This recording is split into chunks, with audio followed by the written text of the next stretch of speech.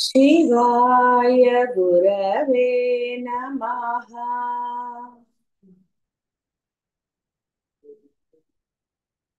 शिवाय गुरवे नमः।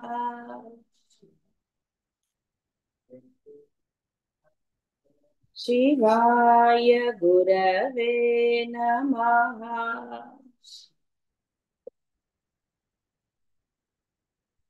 शिवाय गुरवे नमः। मराळी मंदगमन మరాళి మందగమన. ఇక్కడ రెండు రకాల హంసలు, మగహంస, ఆడహంస. మామూలుగా కూడా ఆడవాళ్ళ నడక మగవాళ్ళ నడక వేరేగా ఉంటుందంట. అదే విధంగా ఆడహంస నడక వలె నిదానమైన నడకగలదు. అలా అని దాంతో పోల్చారని అనడానికి లేదు. ఎప్పుడూ చెప్పుకున్నట్టుగా కేవలం నీకు తెలిసిన దానితో పోల్చి చెప్పటం అంతకన్నా బాగుంటుంది. సౌందర్యలహరిలో అంటారు, హంసలుట సిగ్గుపడి పక్కకి వెళ్ళిపోయాయి, నేర్చుకుంటున్నాయట. అమ్మ నడకను చూసి అవి నడక నేర్చుకుంటున్నాయని చెప్తారు సౌందర్యలహరిలో. అలాగా ఇక్కడ అమ్మ అంత చక్కగా, అంటే స్పీడ్ గా అలా కాకుండా, అలా హంస గమనాన్ని వినే ఉంటారు కదా, అలా నెమ్మదిగా నడుస్తోంది అని. అన్ని బద్ధకంగా కాదండి, బద్ధకానికిను దానికి చాలా తేడా ఉంటుంది. అంటే అమ్మ బద్ధకంగా కాదు, అంటే ఆమె నడక అంత బాగుంది అని. వయ్యారము అంటే వెక్కిరింతని కాదు, ఒక సొగసు. అంటే ఆ నడక కూడా చూడండి, కొంతమంది నడక చూస్తే చాలా చక్కగా అనిపిస్తూ ఉంటుంది, అలా ఉంది అని అర్థం అన్నమాట.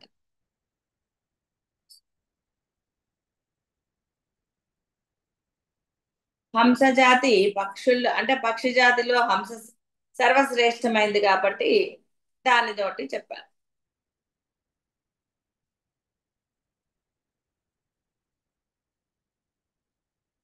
మామూలుగా దీన్ని కూడా మన శరీరంలో చక్రాలు ఉన్నాయని చెప్పబడింది. ఆ మామూలుగా రేఖీ నేర్చుకున్న వారికి అయితే ఆ చక్రాలు తెలుసు. అలాగే ఈ యొక్క లలితా సహస్రనామంలో కూడా స్తోత్రంలో ఈ చక్రాల గురించిన కొంత అవగాహన కల్పిస్తారు. మామూలుగా కూడా ఒక ఈ లలిత సహస్ర స్తోత్రాన్ని కనుక ఎవరైతే, నామాలు కాదండి, స్తోత్రాన్ని పారాయణ చేస్తారో శ్రద్ధా భక్తులతో, వారి యొక్క ఆ చక్రాలు యాక్టివేట్ అయి ఉంటాయని అంటారు. ఇక్కడ దాని గురించి కూడా ఉంటుంది. ఒక్కొక్క చక్రానికి కొన్ని పరిధి ఉంటుంది.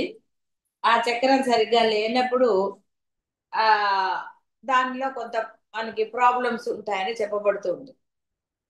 ఈ మూలాధార చక్రంలోంచి బయలుదేరిన జీవహంస, అంటే మన ముఖ్య ప్రాణము సుషుమ్న ద్వారా సహస్రారానికి తిరిగి మూలాధార, అంటే మామూలుగా మనం ఊపిరి పీల్చి వదులుతూ ఉంటాం. ఆ ఊపిరి అనేది మనకి మూలాధారం. అక్కడి నుంచి మొదలై సహస్రారం వరకు వెళ్ళి మళ్ళీ తిరిగి అలా జరుగుతూ ఉంటుంది ఒక చక్రం, కింద నుంచి పైకి, పై నుంచి కిందకి అని. అది స్పీడ్ గా జరిగితే కష్టం కదండి. అందుకని అంటే ఎంత స్పీడ్ లో జరగాలో అంత దాంట్లో జరుగుతుంది. అది మందంగా జరుగుతుందని అర్థం. బద్ధకానికి దీనికి చాలా తేడా. అంటే ఎంత స్పీడ్ లో ఉండాలి, ఆ ఫ్రీక్వెన్సీ ఎంతో అంతలో జరుగుతూ ఉంటుంది అని చెప్పారు ఉట్టిగా దీనికి.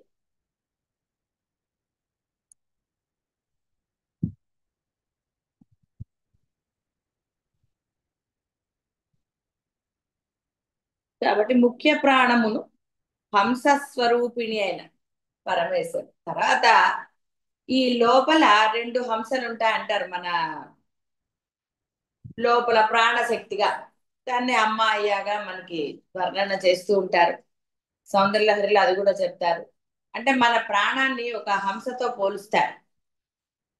హంస యొక్క గమనము ఎలా ఉంటుందో అదే విధంగా ఆరోగ్యంగా ఉన్న ఒక మనిషి యొక్క ఊపిరి ఆ విధంగా ఉంటూ ఉంటుందని మనకి చెప్పబడుతూ ఉంటుంది. కాబట్టి అమ్మ యొక్క నడక ఎంత అందంగా చక్కగా ఉందో చెప్పారు.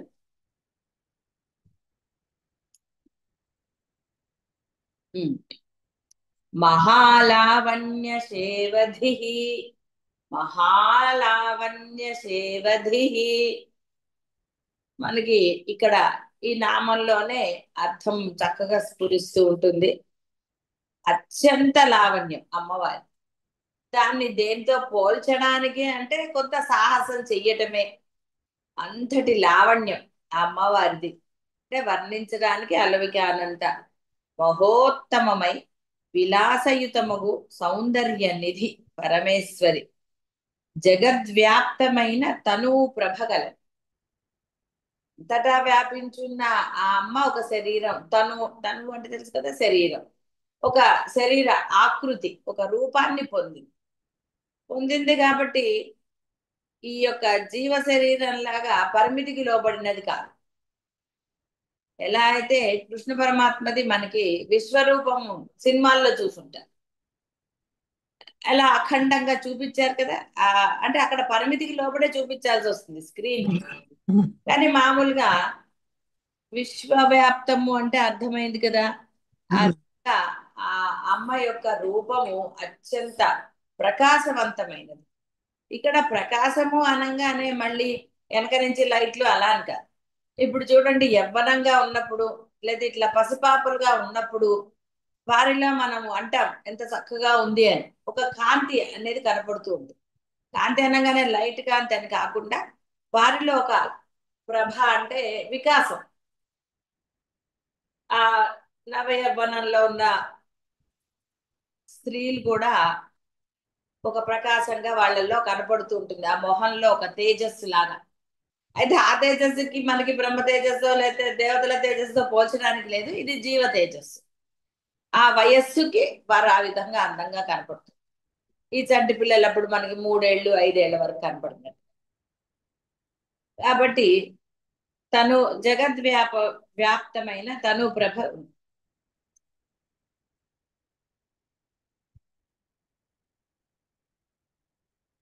లావణ్యము అంటే ఆనందం అని కూడా అర్థం. శేవధి అంటే నిధి, అంటే తరగని నిధి అని అనుకోండి. మామూలుగా మన మన దగ్గర డబ్బు అవన్నీ అనుకోండి తరిగిపోతాయి కదా, అయిపోతాయి ఖర్చులు పెట్టుకుంటూ ఉంటే. కానీ అమ్మ యొక్క ఆ లావణ్యం అంటే ఆవిడ ఎప్పుడు కూడా యవ్వనంగానే ఉంటుంది అంటారు. ఆవిడకి మనలాగా జరా మృత్యు అవన్నీ లేవు. ఆవిడ ఎప్పుడు కూడా నవ యవ్వనంగా అంటే అందంగా ఉందని అర్థం. మన వేరే అంటే మన జీవులకు ఉన్నట్టుగా ఆవిడకి వీటితోటి ఏ మాత్రం కూడా ఇది లేదు అని అది తెలుసుకుంటే చాలు. కాబట్టి అమ్మ ఎప్పుడూ కూడా ఆనందం. అమ్మని తలుచుకుంటే కూడా మనకి ఆనందమే కలగాలి, కలుగుతుంది. నిజమైన భక్తులకి అమ్మని తలుచుకుంటే భావన చేస్తే ఆనందం కలుగుతుంది. ఎవరైనా అంటే మామూలు బాహ్య విషయాల్లో అయితే అందరూ ఏదో తలుచుకుని లేనిపోనివి దుఃఖపడుతూ ఉంటారు. కానీ నిజమైన భక్తులు అమ్మని తలుచుకున్నప్పుడు వాళ్ళకి పరమానందమే కలుగుతుంది. భక్తులకి ఈ బాహ్యమైన వాటితోటి పెద్ద ఇది లేదు. మామూలు జీవుడైతే వాడు ఎంతసేపు జరిగిపోయిన ఆ చెడును తలుచుకుని ఏడుస్తూ ఉంటాడు. అంటే ఇక్కడ అది చెప్పబడుతోంది మనకి.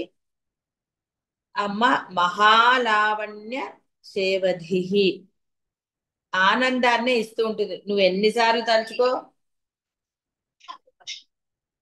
ఎలా చేసినా కూడా అమ్మ ఆనందాన్నే ఇస్తుంది అని అర్థం. ఆనందానికి అవధులు లేవు. ఆ అమ్మను తలుచుకున్నా ఉపాసించినా ఏది చేసినా కూడా ఆనందానికి అవధి అనేది లేదు.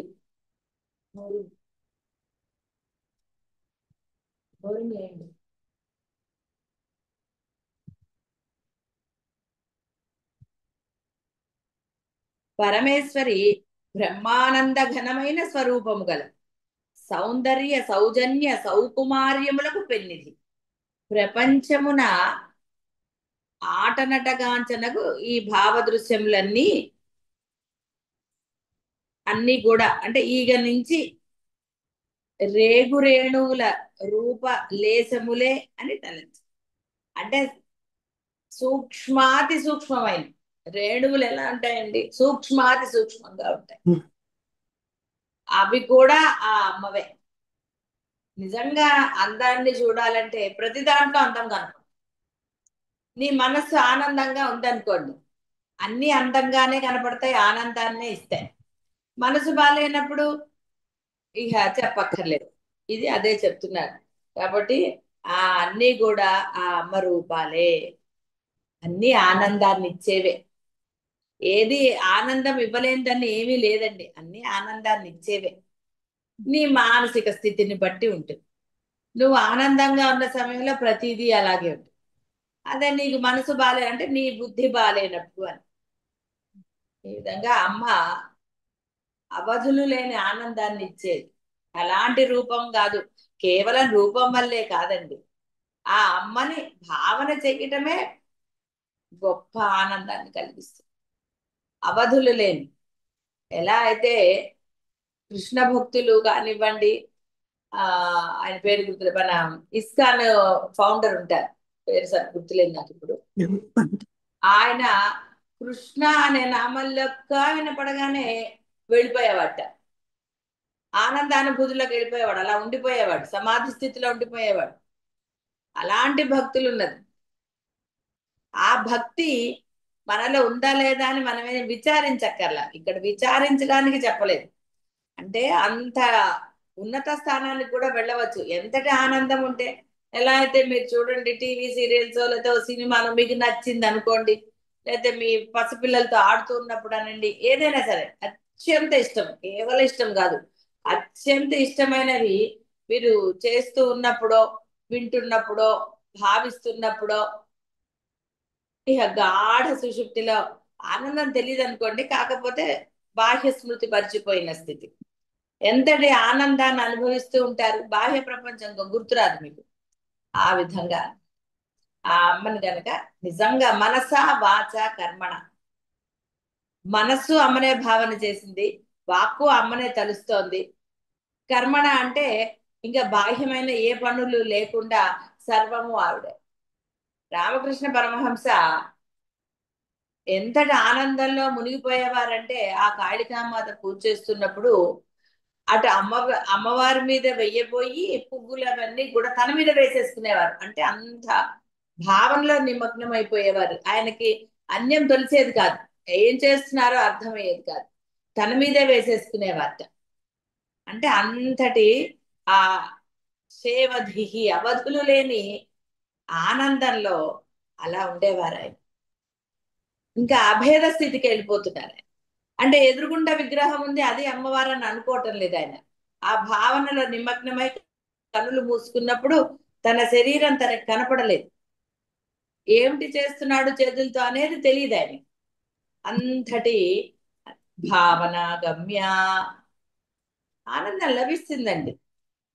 సరే, నేనేం మిమ్మల్ని ప్రయత్నం చేయమని అనను, అది ఆ యొక్క అమ్మ అనుగ్రహంతో తప్పకుండా లభిస్తుంది. ఎప్పుడు నీవు తప్ప అన్య శరణము లేదు అని మీరు మరి భావన చేసినప్పుడు అనండి, ధ్యానించినప్పుడు అనండి. అలా ఎంతో మంది భక్తులు ఉన్నారు మన దగ్గర. ఆ తన్మయత్వం, ఆ గాఢత్వం, ఆ విధంగా కూడా ఇది చేసి, అలాగే అద్వైతంలో కూడా చెప్పబడింది, ధ్యానంలో కూడా ఆ స్థితిని పొందవచ్చు. అవన్నీ కూడా గురుముఖత ఎలా చేసుకోవాలి, ఒక ధ్యానం, రూప ధ్యానం ఎలా చేయాలి, నామస్మరణ దేది, ఇవి కొన్ని మన అందులో అంటాం కదా సులువులు, మెళుకువలు, ఇలాంటివి తెలుసుకొని కనుక చేస్తే తప్పకుండా మనం దాన్ని పొందగలుగుతాం. సర్వారుణ, అమ్మ అంతటా అరుణవర్ణంతో ఉంటుంది. ఇప్పుడు చూడండి, మేకప్ వేసుకుంటే మొహం ఒక్కటే కదండి వెలుగుతూ ఉంటుంది. అమ్మకి మేకప్ తో పని లేదు, ఆవిడ అంతటా కూడా, అంటే ఆవిడ ఒక రూపాన్ని దాల్చింది కదా, ఆ రూపం ఎక్కడ చూసినా అరుణవర్ణం, ఉద్యత్ భాను సహస్రాభ, కాబట్టి ఆవిడ అలాగే ఉంటుంది. అంతే తప్ప ఇక్కడ ఒకలాగా అక్కడ ఒకలాగా ఉండదు. మేకప్ల గురించి మీకు తెలుసు కదండి, మళ్ళీ నేను చెప్పక్కర్లేదు. కాబట్టి ఆ విధంగా కాకుండా అమ్మ ఎప్పుడూ కూడా అరుణవర్ణంతో, అంతటా కూడా అరుణవర్ణ శోభతోటే ఉంటుంది ఆ అమ్మ.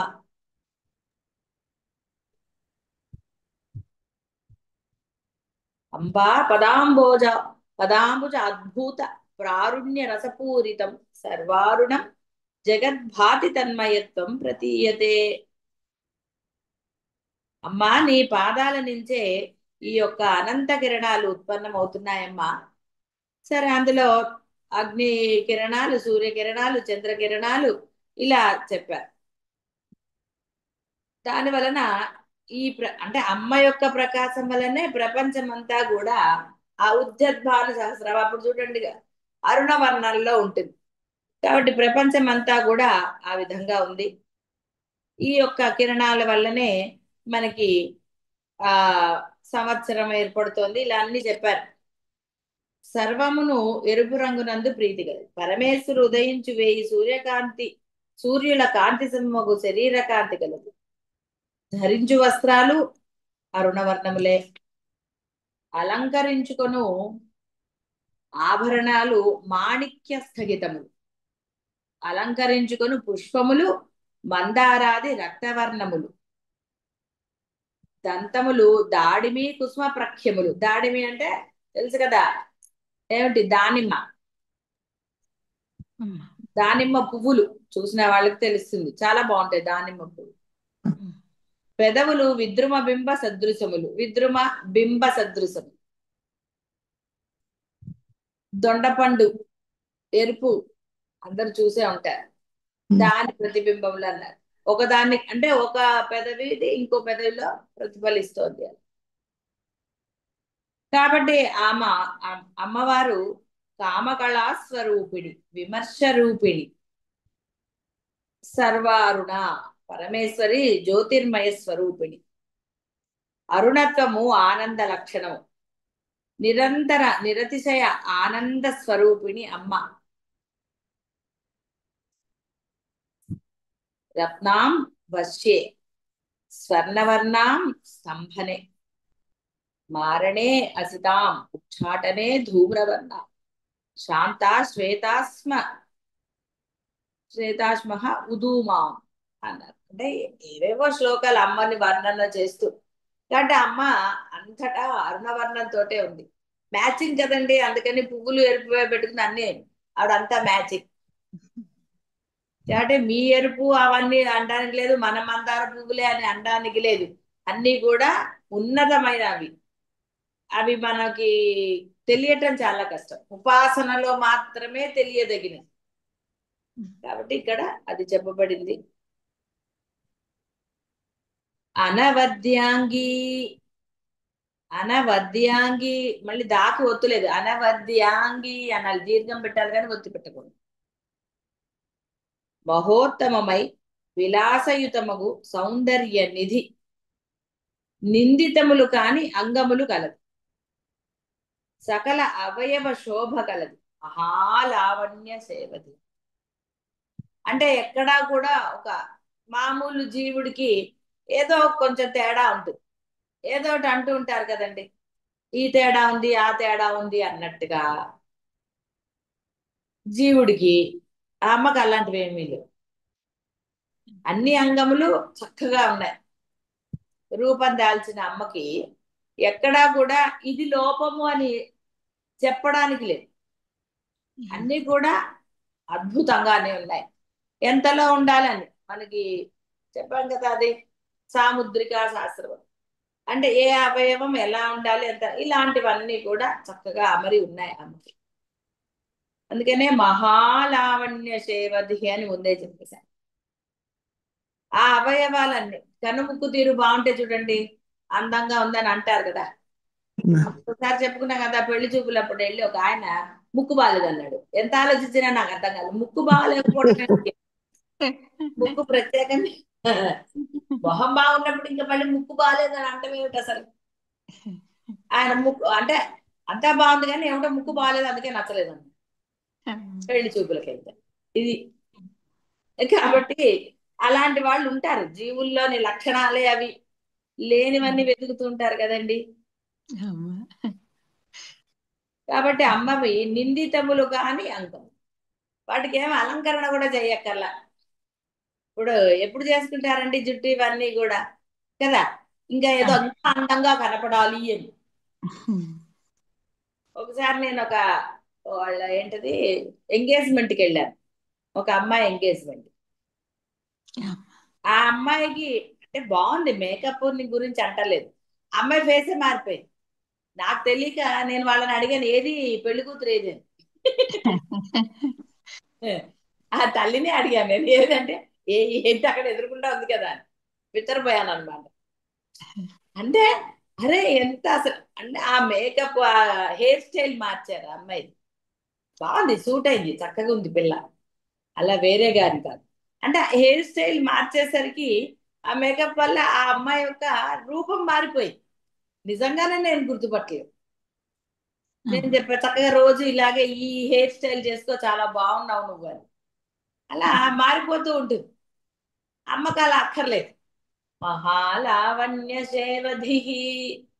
కాబట్టి అమ్మ అవి ఆ రూపంలో ఎక్కడా కూడా మీరు ఒక వంక పెట్టడానికి లేదు, అంత చక్కగా ఉంది.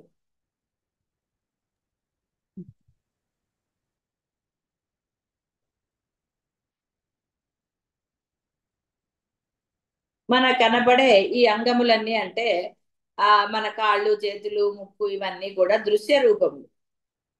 దృశ్య రూపములకు సమస్తమును తానే ధరించి ఉన్నది. మనకి అద్వైతంది కూడా చెప్తూనే ఉంటారు. కాబట్టి సర్వము నీకు కనపడేది, కనపడని దాని గురించి తర్వాత చెప్పుకుందాం. కనపడే సమస్తము అమ్మే, అమ్మ కానిది ఏది లేదు, సమస్తము అమ్మే. నీ కనపడే దృశ్య రూపములన్నీ అది ఏదైనా సరే సర్వము అమ్మే. అందువల్లనే ఈ ప్రపంచము అలా జరిగిపోతూ ఉన్నది అన్నారు.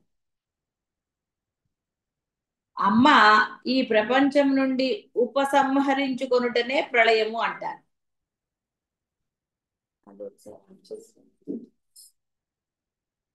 ఆఫ్ చేసేయండి, నేను తర్వాత చూస్తాను. దృశ్య రూపమగు ప్రపంచమంతా ఆ అమ్మే. అంటే అర్థము అమ్మ యొక్క ఆస్తిక్యత, అంటే అమ్మ ఉన్నది ఉనికి. ఆస్తిక్యత అంటే ఉనికి మీకు తెలియబడుతుంది. నీకు దృశ్యం కనపడుతోంది అంటే నువ్వు ఉన్నావని నీ ఉనికి తెలియబడుతోంది, లేకపోతే నువ్వు తెలియబడలేదు. నువ్వు ఉంటే నీకు ప్రపంచం, నువ్వు లేకపోతే నీకు ప్రపంచం ఏంటి. పోయిన వాడికి ప్రపంచం ఉంది అంటే కదా. అందువలన నీ ఉనికి నీకు తెలుస్తోంది అంటే ప్రపంచం ఉనికి నీకు, కాబట్టి ప్రపంచం ఉనికి నీకు తెలుస్తోంది అంటే నీలో ఇంకా అమ్మ ఉందని అర్థం. కాబట్టి పరమేశ్వరి అంగి అని అనబడు, అంటే అవయముగా ఉన్నది అది అని చెప్పబడుతుంది. అంతే తప్ప ఆవిడకి ఏదో ఇది ఉందని కాదు. దీని ద్వారా నువ్వు తెలుసుకోవాల్సింది ప్రపంచంలో దృశ్య రూపాలన్నీ అనండి అమ్మ ఉంది కాబట్టి కనపడుతుంది. నీలో ఉంది కాబట్టి నీకు కనపడుతుంది, అందులో ఉంది కాబట్టి అవి నీకు కనపడుతుంది.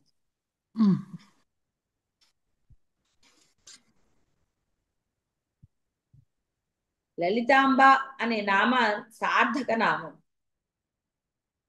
అసత్యత, అనిత్యత, జడత, పరాధీనత, పౌరుషేయత, సాధ్యత, పరిచ్ఛిన్నత ఇత్యాదులు దృశ్య అదృశ్య దోషాలు. వీనిలో ఏ ఒకటి అమ్మకు లేవు. అంటే కనపడేవి కనపడనివి అని ఇందాక కనపడేవి అమ్మ అంటే కనపడనివి కూడా ఆవిడే అయ్యా, నీకేం సందేహం అక్కర్లేదు. అవి నీకు కనపడకుండా ఉంటేనే నీకు క్షేమం, అందుకే నీకు కనపడలేదు. ఈ సూక్ష్మ ప్రపంచం నీ కళ్ళ ముందర అనేకం ఉన్నాయంటే నువ్వు ఇంకేం తింటారు, మీరు ఏమి ఉంటారు. ఈ సూక్ష్మంలో బోల్డ్ ఉంటాయి, అనేక రకమైన సూక్ష్మ క్రిములు. అవి కనపడితే నోట్లో ముద్ద పెట్టగలరా, అసలు నిద్రపోతారా, ఎన్నో. కానీ కనపడేవి కనపడనివి అన్ని కూడా ఆ అమ్మే, వాటిల్లోని దోషాలు. అసత్యత, అనిత్యత, జడత. జడత అంటే కదలనిది అని అర్థం. పరాధీనత, ఒకరి మీద డిపెండ్ అవ్వటం, ఇలాంటివన్నీ కూడా. పరిచ్ఛిన్నత అంటే అర్థము దానిలో అంటే నశించేది అని, లేదా దాన్ని మనం మధ్యలోకి, ఇప్పుడు చూడండి ఒక క్లాత్ ని చెప్పగలుగుతాం, పరిచ్ఛిన్నత దాన్ని విడదీయగలుగుతాం, ముక్కలు ముక్కలుగా అంటారు కదా, అలా చేయగలుగుతాం. అలాంటివన్నీ కూడా మన కనపడే అంటే ఈ ప్రపంచానికి. కానీ అమ్మ అపరిచ్ఛిన్న, ఆ అమ్మని మనం ఏం చేయలేం. మన ఇష్టం వచ్చినట్టుగా ఖండాలు ఖండాలుగా అలా చేయలేం. అంటే అర్థము మీ భావరూపం ఎప్పుడు కూడా నిండుగా ఉండాలి. అంతేగాని మీకు ఇష్టం వచ్చినట్టుగా అమ్మని ఇది చేయడానికి లేదు. చక్కగా రూపధ్యానం చేస్తే చక్కగా మొత్తం రూపాన్ని ధ్యానం చేయమని చెప్తున్నారు. సర్వజ్ఞత, హృదయదేవి, నిత్యతృప్త, శిరోదేవి, అనాదిబోధ, శిఖాదేవి, స్వతంత్రత, కవచదేవి, అలుప్త, నేత్రదేవి, అనంత, అస్త్రదేవి అను అనవజ్జలగు అంగదేవతల సమిష్టి అయి అంగియగు తాను కావటం వల్ల పరమేశ్వరి అనవద్యాంగి అని స్తుతింపబడుతుంది. శిరోదేవి, శిఖాదేవి ఇవన్నీ కూడా అమ్మ యొక్క స్తోత్రాల్లో వేరే స్తోత్రాలు. ఇప్పుడే మీరు అవన్నీ చదవక్కర్లేదు. ఒక్క లలిత ఈ సహస్రనామ స్తోత్రాన్ని భక్తి శ్రద్ధలతో ఇష్టంగా ఎదురుకుండా అమ్మ ఉంది అన్న స్ఫురణతోటి చదవండి చాలు. ఏమీ చేయక్కర్లేదు. ఆవిడకి నైవేద్యం అంటే ఈ లలితామాతకు మీరు నైవేద్యం పెట్టకపోయినా ఆవిడేమి ఇదవు. అనవసరంగా వేరే స్తోత్రాలకు వెళ్తే వాటి కొన్ని నియమాలు, నిష్టలు, నైవేద్యాలు ఇలా రకరకాలుగా ఉంటాయి. ఎందుకంటే అంత కష్టం. చక్కగా ఇష్టంగా ఆ అమ్మది ఒక పటం పెట్టుకున్నారనుకోండి, అది పటము అన్న భ్రాంతి కాకుండా అక్కడ నిజంగా అమ్మ కూర్చుందన్న భావనతో కనుక మీరు లలిత సహస్రనామాన్ని స్తోత్రం చెయ్యగలిగితే, మధ్యలో ఆవలించకుండా, ఆలోచనలు లేకుండా చేయండి. చిన్న చిన్న తప్పులు చదివినా ఆవిడ క్షమిస్తుంది కానీ వీటిని క్షమించదు. శరీరంతో చేసే దోషాలను క్షమించదు. ఈ ఆవలింతలు, ఇంకోటి ఇలాంటివన్నీ మధ్యలో అటు చూడటం, దిక్కులు చూడటం, సైగలు చేయటం, ఎక్కడ లేనివన్నీ పూజ సమయంలో వస్తాయి. స్తోత్రం చదివేయటం, చప్పుళ్ళు చేసి, సైగలు చేసి ఏదో చెప్పాలనుకోవటం, నోరు చదువుతూ ఉంటుంది. ఎందుకంటే వచ్చేసింది శ్లోకం, స్తోత్రం నోటికి వచ్చింది. ఇక రకరకాల విన్యాసాలు చేస్తూ ఉంటారు. ఆ విన్యాసాలు చేయకూడదు. అమ్మ ఎదురుకుండా ఉన్నప్పుడు విన్యాసాలు ఏంటండి? మీ బాస్ మీ ఎదురుకుండా ఉంటే విన్యాసాలు చేయగలరా? భయం ఉంటుంది కదా బాస్ ఎదురుకుండా ఉంటే. అలాగా. కాబట్టి ఆ భయం వేరే, అది దొంగ భయం, మళ్ళీ బాస్ మనకి ఇస్తాడేమో. ఇక్కడ అమ్మ దగ్గర అదే అని కాదు, ఆ గౌరవం, ఆ ప్రేమ, ఆ ఇష్టం అలా కనుక చేస్తే అప్పుడు అమ్మ అనవద్యాంగి అని ఆవిడ్ని స్తోత్రం చెయ్యవచ్చు. సర్వాభరణ భూషిత, సర్వ ఆభరణ భూషిత, సర్వాభరణ భూషిత, అన్ని ఆభరణాలతో అలంకరించబడింది. భావనలో ఎందుకండి లోభత్వం? హాయిగా అమ్మకి అన్ని ఆభరణాలు పెట్టండి, చక్కగా ముక్కు పుల్ల పెట్టండి, మీకు తెలిసిన ఆభరణాలన్నీ పెట్టండి. చెవుల కనండి, ఎక్కడైనా బాబుడి బిళ్ళ, జడ బిళ్ళలు, ఆ బిళ్ళలు అన్ని సమస్త నీకు తెలిసినవన్నీ అలంకరణ చేయి. అక్కడ లోభత్వం పొంద వద్దులే ఇవాళ అనుకోకండి. ఎందుకు అవి పెడితే ఒట్టి రూపమే కదా, కేవలం అమ్మనాల అని. అందుకే చూడండి పటాల్లో కూడా దేవతా స్త్రీలకి కానివ్వండి, వేరే మూర్తులకి మన విష్ణుమూర్తి అట చక్కగా అన్ని ఆభరణాలతోటే ఉంటుంది. అలా ఉన్నప్పుడు మనకు ఒక తన్మయత్వం, అంటే ఆభరణాల వల్ల అని కాదు, దానివల్ల ఒక అందం కలుగుతుంది. ఆ అందం మీకోసం కల్పించబడింది తప్ప ఆవిడకి విడిగా అక్కర్లేదు. అందుకని ఆవిడ చక్కగా అన్ని ఆభరణాలు ధరించే ఉంది. సహజంగా ఉన్నాయి, ఆవిడేమి లాకర్లోంచి తెచ్చి పెట్టుకోలే, సహజత్వం. అయితే సౌందర్యలహరిలో ఆయన నిబిడయతి నూనం తక్కువైనప్పుడల్లా ఆయన బ్రహ్మదేవుడు అన్ని చేస్తాడండి అంటే అది నీకు ఒక మంచి భావన, ఒక ప్రేమ కలగడానికి చెప్పారు. ఆవిడది సహజ లావణ్యం, మహాలావణ్య సేవది. ఆవిడకి ఎందుకండి? కాకపోతే మన అమ్మవారికి షోడశ పూజ ఇలాంటివన్నీ చేస్తాం కాబట్టి ఆ అమ్మకి కాటుక ఇలాంటివన్నీ పెడతారు, అంజనము ఇవన్నీ. అందువల్ల మరి అవి ఎవరు ఇవ్వాలి? శ్రేష్టమైన వాడు. అందరికన్నా అంటే ఈ సృష్టి చేసే బ్రహ్మ, ఆవిడ సృష్టించిన వాళ్ళే, ఆవిడ యొక్క వీళ్ళే. ఎవరు చెప్పం కదా, ఈశ్వరుడు అన్నా కూడా భర్త అయిన ఈశ్వరుడు వేరు, ఇతను వేరు. అలాగా విష్ణుమూర్తి వీళ్ళందరూ కూడా.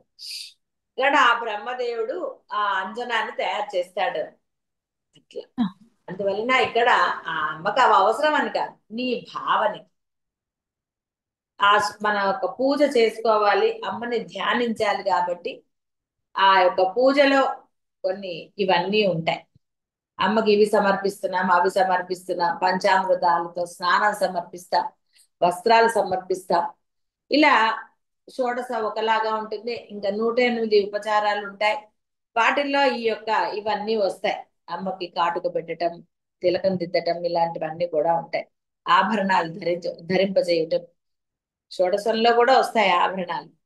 అలా ఉంటుంది పూజా విధానాన్ని బట్టి. కాబట్టి ఇక్కడ ఆ అమ్మ సర్వాభరణ భూషిత, చక్కగా అన్ని ఆభరణాలు ధరించు. మీరు ధరించవచ్చు మీకున్నవన్నీ, కానీ భయం కదండి ఎవడెత్తుకుపోతాడు. సరే, ఇలా పూర్వకాలం స్త్రీలు ధరించేవారు. సాముద్రిక శాస్త్రంలో చెప్పావు, ఒక వడ్డాణం ధరిస్తే ఒక ఆరోగ్య సూత్రం దానిలో ఇమిడి ఉంటుంది.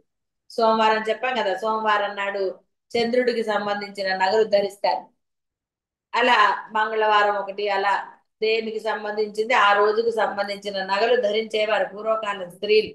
7 వారాల నగలు అంటారు అందుకని, 7 రోజులని. 7 వారాలు అంటే 7 వారాలు కదా మనకున్నది. రవివారము అదే, సోమవారం చంద్రుడిది, రవివారం అంటే సూర్యుడిది, చంద్రుడికి ముత్యాలని, ఇలా రకరకాలుగా చెప్పబడుతూ ఉంటాయి. అది నేను, మీరు కావాలంటే మీరు తెలుసుకోండి, గూగుల్ కొడితే వస్తాయి. కావాలంటే అలా ధరించుకోవచ్చు మీ దగ్గర ఆభరణాలను, ఎవరు వద్దనరు.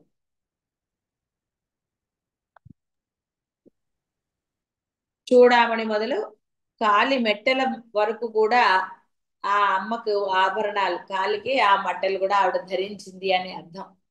సరే, ఇప్పుడు ఇవాళ ఫ్యాషన్ కదండి, వాళ్ళకి ఇష్టమైతే పెట్టుకుంటారు, లేకపోతే లేదు.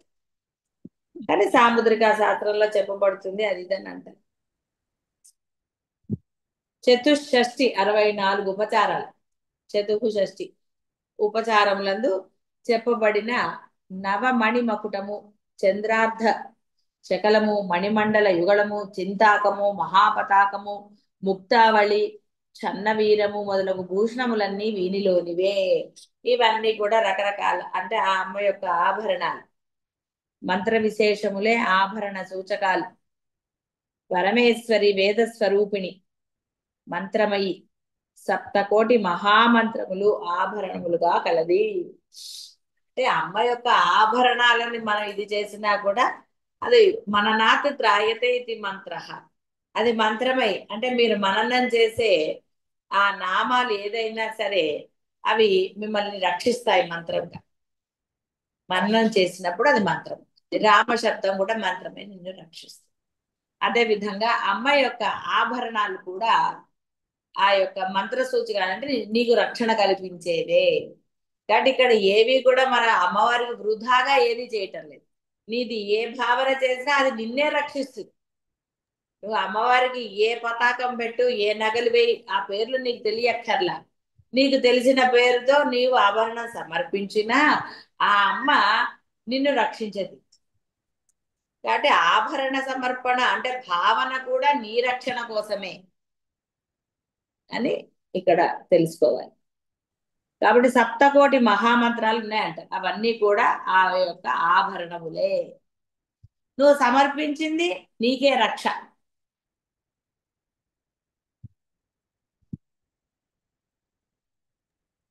కాబట్టి ప్రపంచమున అనేక జాతుల వారు, అనేక రీతుల వారు ఉన్నారు.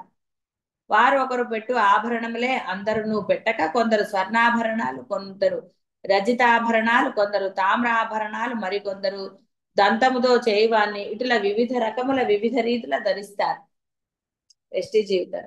రకరకాల ప్రాంతాన్ని బట్టి మారుతూ ఉంటాయి. అందరికీ ఒకటే విధంగా అందరూ రత్నాభరణాలు స్వర్ణాభరణాలే ధరించరు. వారి యొక్క ప్రాంతాన్ని బట్టి వారి యొక్క ఆచార వ్యవహారాలు వాళ్ళ యొక్క దాన్ని బట్టి రకరకాలుగా ఉంటాయి. వాళ్ళకి అదే శ్రేష్టం. కాబట్టి ఇక్కడ ఇది వెస్టిజీ. బ్రహ్మాండ మందలి జీవ సమిష్టి రూపమే పరమేశ్వరి గాన పరమేశ్వరి ఏ అలంకరణం చేసినా అంటే నీ దగ్గర అవి అక్కడ నీకు స్వర్ణం కాకుండా మీ దగ్గర రజతమే ఉంది అనుకుందాం, దాంతో అవి కూడా అలంకరణ చేయవచ్చు. ఎందుకంటే వాడికి బంగారం వాళ్ళకి ఆనదు, అక్కర్లేదు అనుకుంటా. వాళ్ళ కష్టం ఏమిటి అది. కాబట్టి నీ పద్ధతిలో నీవు ఏ విధంగా అలంకరణ చేసినా అది నీ రక్షకే. లోభత్వం పొందితే రక్షణ వస్తుందండి. పదునైన కత్తి ఉంటే రక్షించబడతారు, ముద్దు కత్తి పెట్టి తిరిగితే. అవును. కాబట్టి ఇక్కడ నువ్వు లోభత్వం పొందావు అనుకోండి, నీకే రక్షణ తగ్గిపోతుంది. అమ్మలో ఏం స్వార్థం లేదు, నీ బుద్ధి నీ భావనను బట్టి నీ యొక్క రక్షణ. అంటే అమ్మ సర్వాభరణ భూషిత, ఆవిడకి సహజంగానే అవన్నీ ఉంటాయి. నువ్వు లోభత్వం లేకుండా నువ్వు భావన చేసినప్పుడు అది నీకు రక్షగా. శుభం భూయాత్.